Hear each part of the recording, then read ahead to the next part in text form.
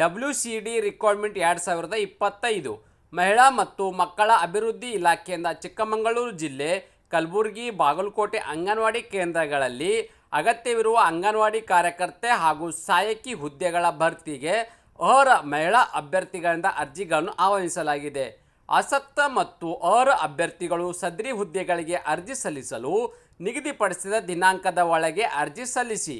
ಈ ಹುದ್ದೆಗೆ ಅಗತ್ಯವಿರುವ ವಿದ್ಯಾರ್ಹತೆ, ವೇತನ ಶ್ರೇಣಿ, ವಯೋಮಿತಿ, ಅರ್ಜಿ ಶುಲ್ಕ, ಹುದ್ದೆಗಳ ವಿವರ ಈ ಥರ ಎಲ್ಲ ಮಾಹಿತಿ ಈ ವಿಡಿಯೋದಲ್ಲಿ ನಿಮಗೆ ತಿಳಿಸಿಕೊಡುತ್ತೇನೆ. ಇಲಾಖೆ ಹೆಸರು ಮಹಿಳಾ ಮತ್ತು ಮಕ್ಕಳ ಕಲ್ಯಾಣ ಇಲಾಖೆ. ಹುದ್ದೆಗಳ ಹೆಸರು ಅಂಗನವಾಡಿ ಕಾರ್ಯಕರ್ತೆ ಮತ್ತು ಸಹಾಯಕಿಯರು. ಒಟ್ಟು ಹುದ್ದೆಗಳು 1143 ಹುದ್ದೆಗಿರ್ತಕ್ಕಂಥದ್ದು. ಅರ್ಜಿ ಸಲ್ಲಿಸುವ ಬಗ್ಗೆ ಆನ್ಲೈನ್ ಮೂಲಕ ಅರ್ಜಿ ಸಲ್ಲಿಸಬಹುದಾಗಿದೆ. ಹುದ್ದೆಗಳ ಸ್ಥಳ ಚಿಕ್ಕಮಗಳೂರು, ಕಲಬುರಗಿ, ಬಾಗಲಕೋಟೆ ಜಿಲ್ಲೆ. ಚಿಕ್ಕಮಗಳೂರು ಅಂಗನವಾಡಿ ಕಾರ್ಯಕರ್ತೆ 50 ಹುದ್ದೆಗಳು, ಅಂಗನವಾಡಿ ಸಹಾಯಕರು 217 ಹುದ್ದೆಗಳು, ಒಟ್ಟು 267 ಹುದ್ದೆಗಳು. ಕಲಬುರಗಿ ಜಿಲ್ಲೆ ಅಂಗನವಾಡಿ ಕಾರ್ಯಕರ್ತೆ 61 ಹುದ್ದೆ, ಅಂಗನವಾಡಿ ಸಹಾಯಕರು 238 ಹುದ್ದೆ, ಒಟ್ಟು 299 ಹುದ್ದೆಗಳು.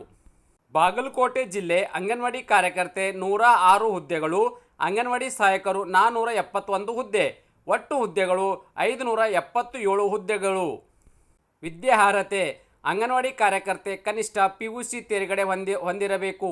SLCಯಲ್ಲಿ ಕನ್ನಡ ಭಾಷೆಯನ್ನು ಪ್ರಥಮ ಅಥವಾ ದ್ವಿತೀಯ ಭಾಷೆಯನ್ನಾಗಿ ಓದಿರಬೇಕು. ವಿದ್ಯಾರ್ಹತೆ ಅಂಗನವಾಡಿ ಸಹಾಯಕರಿಗೆ SLC ಅಥವಾ ತತ್ಸಮಾನ ತರಗತಿಯಲ್ಲಿ ಉತ್ತೀರ್ಣರಾಗಿರಬೇಕು. ವಯೋಮಿತಿ ಕನಿಷ್ಠ 18 ರಿಂದ ಗರಿಷ್ಠ 35 ವರ್ಷ. ವಿಕಲಚೇತನರಿಗೆ 10 ವರ್ಷಗಳ ಕಾಲ ವಯಸ್ಸಡಿಲಿಕೆಯನ್ನು ನೀಡಲಾಗಿದೆ. ಅರ್ಜಿಯ ಶುಲ್ಕ ಯಾವುದೇ ಅರ್ಜಿ ಶುಲ್ಕ ಇರುವುದಿಲ್ಲ. ಎಂದರೆ ಯಾವುದೇ ಕ್ಯಾಟಗರಿಗೆ ಸಂಬಂಧಪಟ್ಟ ಅಭ್ಯರ್ಥಿಗಳಿಗೆ ಅರ್ಜಿ ಶುಲ್ಕದಿಂದ ವಿನಾಯಿತಿಯನ್ನು ನೀಡಲಾಗಿದೆ. ಸೆಲೆಕ್ಷನ್ ಪ್ರೊಸೆಸ್ ಮೆರಿಟ್ ಆಧಾರದ ಮೇಲೆ ಮತ್ತು ದಾಖಲಾತಿ ಪರಿಶೀಲನೆ ಮಾಡಿ ಅಭ್ಯರ್ಥಿಗಳನ್ನು ಆಯ್ಕೆಯನ್ನು ಮಾಡಲಾಗುವುದು. ಮಾಸಿಕ ಗೌರವಧನ ಅಂಗನವಾಡಿ ಕಾರ್ಯಕರ್ತರಿಗೆ 10,000 ರೂಪಾಯಿ ಮಾಸಿಕ ವೇತನವಿದ್ದು, ಅಂಗನವಾಡಿ ಸಹಾಯಕರಿಗೆ 5,000 ರೂಪಾಯಿ ಮಾಸಿಕ ವೇತನ. ಪ್ರಮುಖ ದಿನಾಂಕಗಳು ಅರ್ಜಿ ಸಲ್ಲಿಸಲು ಪ್ರಾರಂಭ ದಿನಾಂಕ 1 ನವೆಂಬರ್ 2024 RD ಪ್ರಾರಂಭವಾಗಿದ್ದು, ಅರ್ಜಿ ಸಲ್ಲಿಸಲು ಕೊನೆಯ ದಿನಾಂಕ 5 ಜನವರಿ 2025 ಇಷ್ಟರ ಒಳಗಡೆ ತಮ್ಮ ಅರ್ಜಿಗಳನ್ನು ಸಲ್ಲಿಸಬೇಕು. ಅರ್ಜಿ ಸಲ್ಲಿಸುವ ವೆಬ್ಸೈಟ್ ಲಿಂಕ್ ಕೂಡ ನಾನು ನಿಮಗೆ ಇಲ್ಲಿ ಕೆಳಗಡೆ ಕೊಟ್ಟಿರುತ್ತೇನೆ, ತಾವುಗಳು ಗಮನಿಸಬಹುದು. ಅದೇ ರೀತಿ ನೋಟಿಫಿಕೇಷನ್ ಕೂಡ ನನ್ನ ಒಂದು ಟೆಲಿಗ್ರಾಮ್ ಚಾನಲ್ಗೆ ನೀವು ಜಾಯ್ನ್ ಆಗಿ.